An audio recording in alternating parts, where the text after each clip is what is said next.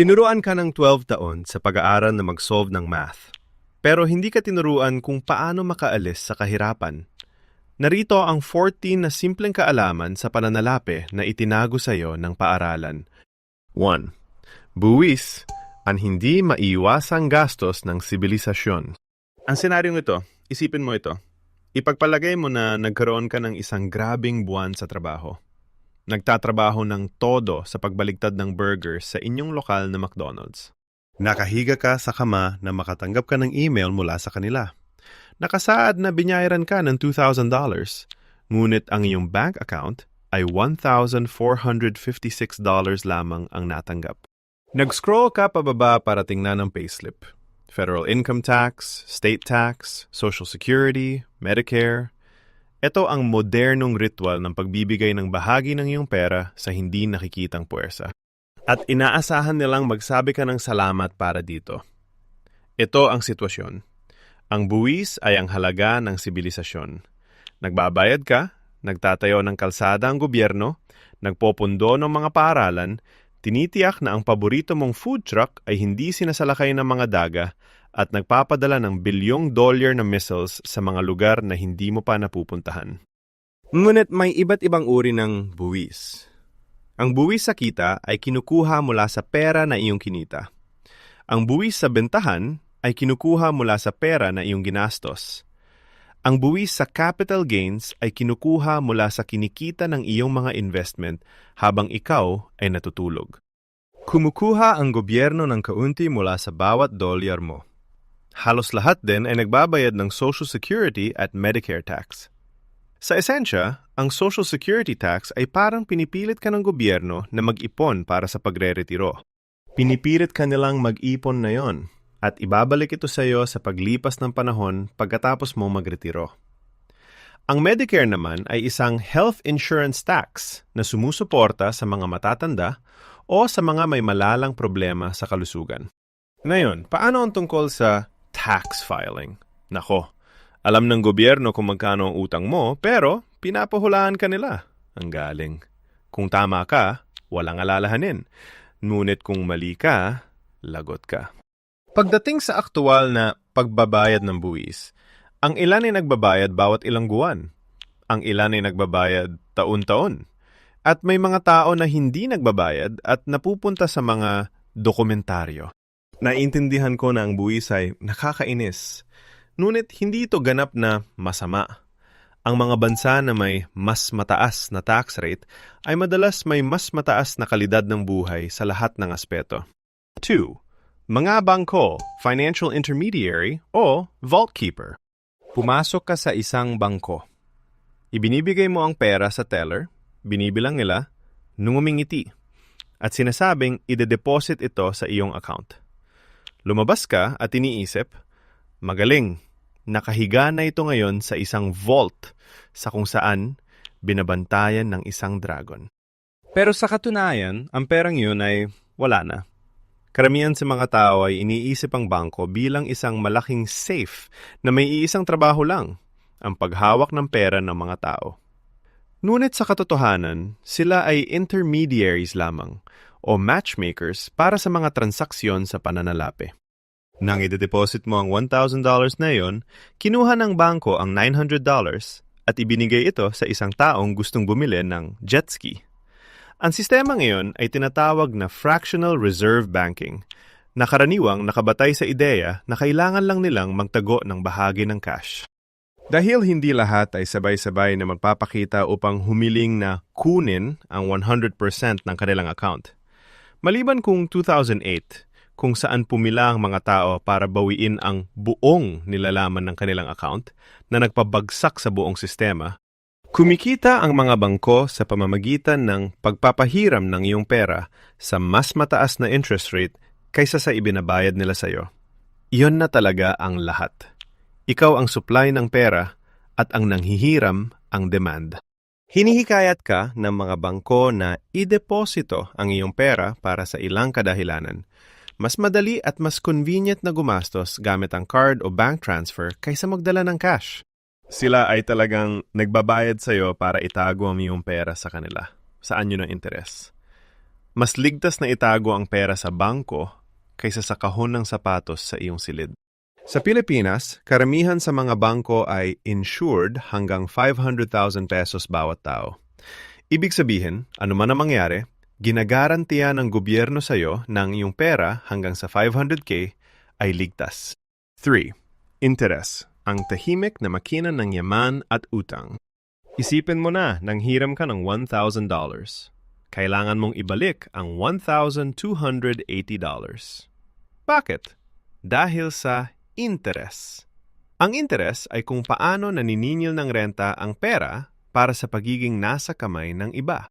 Kapag nanghihiram ka, ang interes ay ang presyo para sa paggamit ng cash ng iba. Kapag napapahiram ka o nag-iipon, ang interes ay ang gantimpala para sa pagiging matyaga at pagkabagot. May 2 pangunahing uri. Ang simple na interes ay parang ito ay isang fixed fee. Salamat sa pagsali. Ang compound interest ay bawat $1 na ibinigay ko sa iyo ay may kopya na ngayon at gusto rin nila ng renta. Sabihin natin may utang ka na 20% na interes sa isang credit card. Na-miss mo ang isang bayad.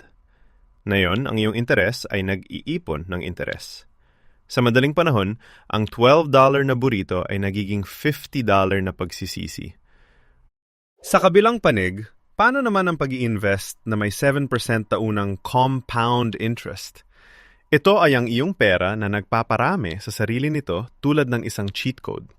Ang $100 ay nagiging $200.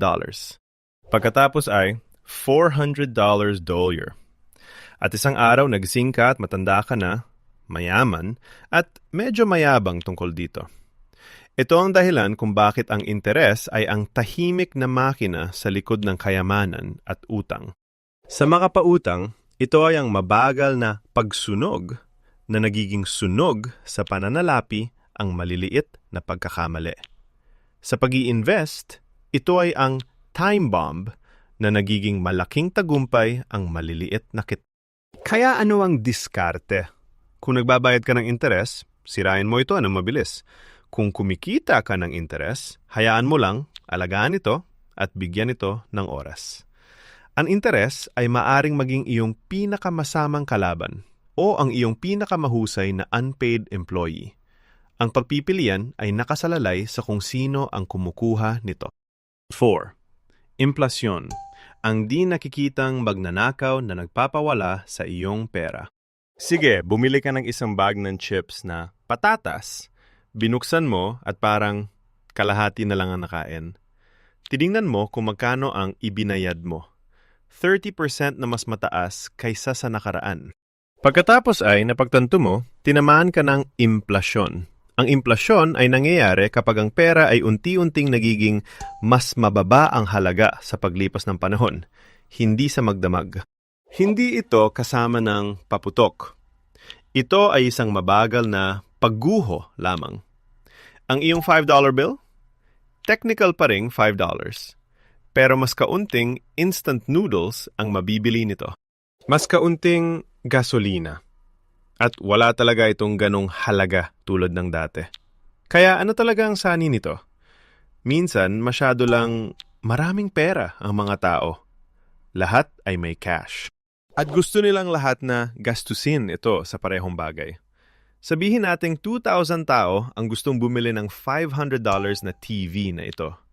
Ngunit ang negosyo ay meron lamang 1,000 TV na ibebenta. Kaya't sinabi ng negosyo, "Oh, gusto ng lahat ang TV na ito?" Ngayon ang presyo ay magiging $800. Minsan ito ay dahil sa supply chain na may kinks o problema. Ginagawang mas mahal ang paggawa ng mga produkto o serbisyo, ibig sabihin, kailangang tumaas ang presyo. O minsan, dahil lang sa kung anong dahilan. Ang mga inaasahan ay maaari maging sanhi ng implasyon. Kung iniisip ng mga tao na tumataas ang presyo, gagasto sila ng mas marami ngayon na nagpapabilis sa pagtaas ng presyo. Iyon ay isang self-fulfilling economic prophecy. Normal ang kaunting implasyon at mabuti pa nga. 2% sa isang taon? Ayos yun, mahuhulaan yun. Ngunit kung ito ay tumaas ng husto, namamatay ang ipon at nahuhuli ang sahod. Sinusubukan ng gobyerno na labanan ang implasyon kapag nangyari ito. Sa pamamagitan ng pagtaas ng interest rates, kapag tinaasan ng gobyerno ang interest rates, mas maraming interes ang kailangang bayaran ng mga tao. O magiging mas mahal ang mangutang ng isang loan. Ibig sabihin, mas kaunti ang pera nila na gagastusin sa mga bagay tulad ng TV. Nagdudulot ito ng pagbaba ng pagkonsumo. Malamang na palamigin ng ekonomiya. 5. Resesyon. Ang hindi maiwasang mababang tono ng economic tune. Ang resesyon ay kapag bumaba ang ekonomiya sa loob ng hindi bababa sa 2 quarters o 6 na buwan sa simpleng termino. Isang araw, ayos ka lang, may trabaho ka, bayad ang mga bills, baka nagpaplano ka pa ng biyahe kasamang pamilya. Ngunit bigla, may mga tanggalan ng trabaho, ang stock market ay bumababa lang. Sa resesyon, nawawala ang mga trabaho, nagbabawas ng gastos ang mga kumpanya, at nag-iipon ang mga tao ng pera para sa mga pangangailangan kaysa bumili ng mga bagay na hindi nila kailangan. Bakit nangyayari ang mga resesyon? Maaring ito ay isang serye ng sanhi. Maaring mataas ang interest rates na nagpapamahal sa panghihiram. Maari itong maging isang pandaigdigang krisis. Digmaan, pandemya, na-stuck na container ship. Maaring ang economic cycle lang ang gumagawa ng pinakamahusay na ginagawa nito. Boom, peak, bust, reset. Isipin ang ekonomiya bilang isang party. Sa panahon ng boom, ang lahat ay nagsasayaw at sagana sa inumin. Ngunit sa huli, ang mga ilaw ay kumikislap. Ang katotohanan ay sumasampa. May isang tao na nag-check ng kanilang bank account. At bigla, naglalaro ang DJ ng malungkot na lo-fi beats tungkol sa mga corporate layoff. Ang mga resesyon ay hindi magpakailanman. Sila ay reset.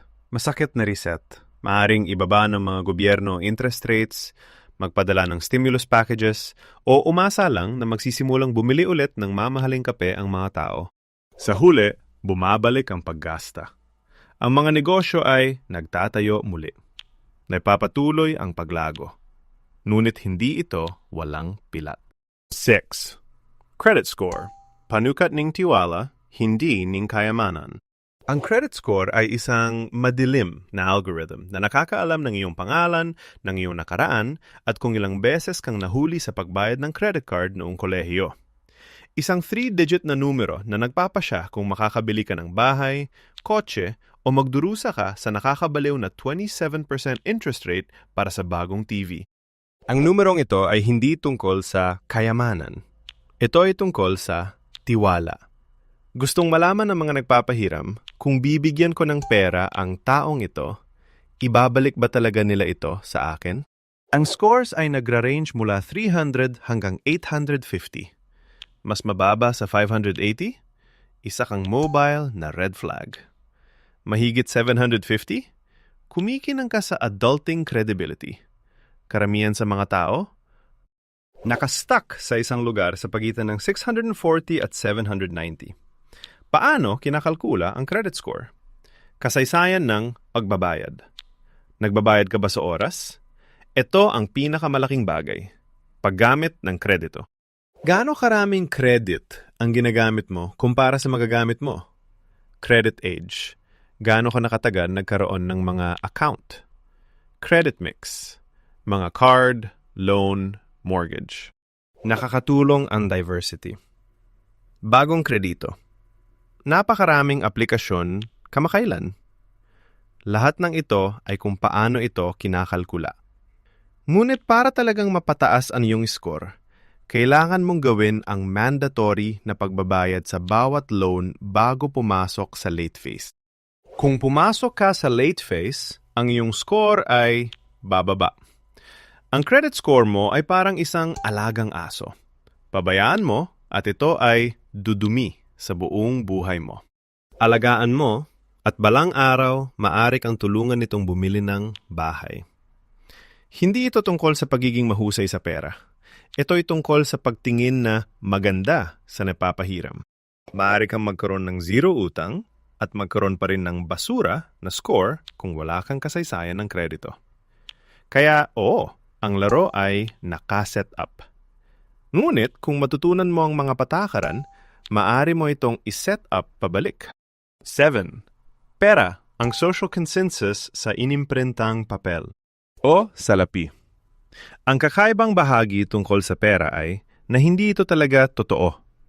Binuo ng mga tao ang pera upang gawing mas mahusay ang mundo. Pinadali ng pera ang pakikipagpalitan na nagpadali sa pagbuo ng mga social na sistema at institusyon. Dahil dito, walang mas legalidad sa pagitan ng isang dollar bill at isang Bitcoin. Naniniwala ang mga tao na ang isang dollar ay mas legal. At marahil ay ganon hanggang ngayon. Ngunit dahil lang sa naniniwala ang mga tao na ganon, ang parehong bagay ay masasabi tungkol sa isang dolyar at isang stick. Ang tanging dahilan kung bakit nakakabili ng isang bagay ang isang dolyar at ang isang stick ay hindi, ay dahil tayo bilang isang lipunan ay sumang-ayon na ang isang dolyar ay may halaga, habang ang isang stick ay wala. Kaya paano ba talaga gumagana ang pera? Well, iniimprinta ito ng gobyerno. Inaayos ito ng mga central bank. At ang mga ordinaryong tao ay nagpapalitan ito para sa mga produkto at o serbisyo. Ang dahilan kung bakit kailangan ayusin ito ng mga bangko ay dahil kung napakarami ang inilimbag ng gobyerno, magaganap ang implasyon at ang pera ng lahat ay nagiging monopoly money. Kung masyadong kakaunti ang ginawa ng mga bangko, walang sinuman ang makakayang mabuhay. Ang pera o salapi ay isang social construct na binuo sa pinagsasaluhang paniniwala at tiwala. 8. Pag-i-invest. Paggawa ng pera na magtrabaho sa halip na hayaan itong nakaupo lang. Kaya, ngayon alam mo na kung ano ang implasyon at ang pinakamahusay na paraan upang labanan ang implasyon, upang ang iyong pera ay hindi maging mas mababa ang halaga, ay ang mag-invest. Ang pag-i-invest ay nangyayari kapag ang iyong pera ay tumigil sa pag-upo at nagsimulang magtrabaho para sa iyo. Sa halip na makipagpalitan ng oras para sa pera, nakikipagpalitan ka ng pera para sa mas maraming pera. Ang problema, may risiko na kasangkot. Ano ba talaga ang maaari mong bilhin? Stocks. Maliliit na hiwa ng pagmamay-ari sa mga kumpanya. Kung lumaki ang kumpanya, ang hiwa mo ay nagiging mas may halaga. Bonds. Karaniwan ay nagpapahiram ka ng pera sa gobyerno o isang kumpanya at binabayaran ka nila pabalik kasama ang interes. Funds. Mga koleksyon ng stocks at bonds upang hindi mo na kailangang laruin ang mga financial na laro isa-isa. Real estate. Mga ari-arian na inaasahan mong babayaran ng iba para tumira doon magpakailanman. May iba pang mga bagay siyempre, ngunit ang mga ito ay itinuturing na mga pangunahing bagay. Ang pag-i-invest ay hindi tungkol sa swerte. Ito ay tungkol sa maagang pagsisimula, pag-iba-iba, diversification, at pasensya. Karamihan sa mga mayayaman ay hindi nanalo sa loto. Hinayaan lang nila ang compound interest sa loob ng 30 taon para gawin ang trabaho nito. At ang pag-i-invest ay may kaakibat na risko. Umakit ang merkado, bumababa ang merkado. Ngunit ang tunay na panganib ay hindi ang mawalan ng pera. Ito ay ang hindi kailanman mag-invest at panurin ang implasyon na tahimik na nagnanakaw sa iyong kinabukasan. 9. Halaga, value. Ang core key sa paglikha ng tunay na kayamanan. Mas komplikado ito. Ngunit dapat itong maunawaan ng lahat. Ipagpalagay mo na pumulot ka ng isang bato. Bato lang yon. Ngayon, isipin mo na ang batong yon ay makintab at ginto ang kulay. Iyon ay ginto. Ito ay mas bihira kaysa sa average na bato, kaya mas mataas na halaga ang inilalagay dito. Ang ginto ay hindi talaga mas mahalaga kaysa sa average na bato. Ito ay mas mahalaga lang sa mga tao dahil naglalagay tayo ng mas mataas na halaga dito. Ang pag-unawa dito ang napapahintulot sa mga tao na maging mayaman. Kung nagbibigay ka ng maraming halaga, kumikita ka ng mas maraming pera. Si Steve Jobs, gumawa ng iPhone na malamang ay pinapanood mo ito ngayon. Gumawa siya ng isang bagay na may malaking halaga. kaya't milyon-milyong tao ang nagbigay sa kanya ng libu-libong dolyar para sa kaunting halaga na yon. Yan din ang dahilan kung bakit napakaraming pera ang kinikita ng mga doktor at abogado. Malaki ang halaga na ibinibigay nila at handa ang mga tao na magbayad ng malaking pera para sa kanilang serbisyo. Ang halaga din ang dahilan kung bakit maaring ibenta ng Gucci o Louis Vuitton ang parehong handbag tulad ng Bench, ngunit sinisingil ng 100 beses ang presyo. Nakikita ng mga tao na mas mahalaga ito, kaya ganun nga. Kung makakahanap ka ng paraan upang lumikha ng halaga, kahit na hindi ito tunay na halaga, maaari kang kumita ng napakalaking pera. 10. Oras, ang pinakamahalagang asset na pag-aari ng lahat. Ang oras ang pinakamahalagang asset sa mundo. At ang pinakamagandang bahagi? Halos lahat ay nagsisimula sa napakadaming oras. Marami ka pa sigurong oras na natitira. Ngunit, walang sinuman ang nakakakuha ng walang hangganan na supply. Karamihan sa mga tao ay nagtatrabaho sa mga trabaho kung saan ang oras ay direktang ipinapapalit sa pera. Isang oras, isang sweldo. Simpleng matematika. Nalaman ng mga pinakamataas ang kinikita kung paano gawin ang kanilang oras na nagkakahalaga ng milyon-milyong dolyar at ang pagkakaiba ay hindi magic. Ito ay kasanayan, leverage. At kung gaano mo kahusay sinanay ang iyong mga oras para magtrabaho para sa iyo. Ngunit wala nang mas mahirap magtrabaho ang oras kaysa sa pag-i-invest. Walang mas malaking puwersa sa pagbuo ng kayamanan. Hindi swerte. Hindi kita. Oras. Dahil ang kayamanan ay hindi binuo sa loob ng ilang araw. Ito ay binuo sa loob ng dekada. Ang pera na tahimik na nakaupo sa isang investment ay hindi lang lumalago. Ito ay nagko-compound. Mabagal sa simula. Pagkatapos, bumibilis. Iyon ang dahilan kung bakit ang mga ordinaryong tao na may katamtamang sweldo ay maaring magretiro na may 7-figure. Hindi nila tinalo ang sistema. Ginamit nila ang sistema. Kaunting pera, patuloy na ini-invest, binibigyan ng sapat na oras, ay nagiging napakarami ng pera. 11.